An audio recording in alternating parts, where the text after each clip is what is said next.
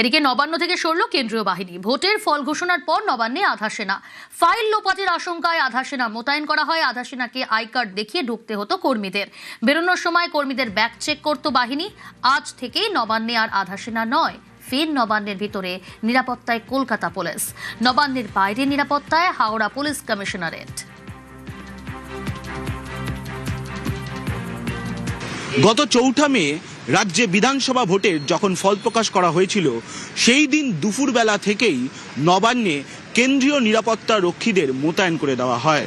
তখন অবশ্য বিধানসভা ভোটের ফলাফল প্রকাশের পরেই ফাইল লোপাটের আশঙ্কা তৈরি হয়। কেন্দ্রীয় বাহিনীর সদস্যরা তারা আইডেন্টিটি কার্ড দেখতেন এবং আইডেন্টিটি কার্ড দেখে তবেই নবান্নের ভেতরে ঢোকার অনুমতি পাওয়া যেত। এবং শুধু তাই নয়, যখন নবান্ন থেকে বেরোনো হতো তখনও ব্যাগ চেক করে তবেই নবান্ন থেকে বেরোতে পারতেন। যেটা সূত্র মারফত খবর, গত কয়েক বছর ধরে নবান্নে যেভাবে নবান্নের ভেতরে কলকাতা পুলিশ ও বাইরে হাওড়া পুলিশ কমিশনারেটের পুলিশ নিরাপত্তার দায়িত্ব সামলাতেন, এবার থেকে সেটাই হচ্ছে। ক্যামেরায় সৌমেন দাসের সঙ্গে সম্রাট।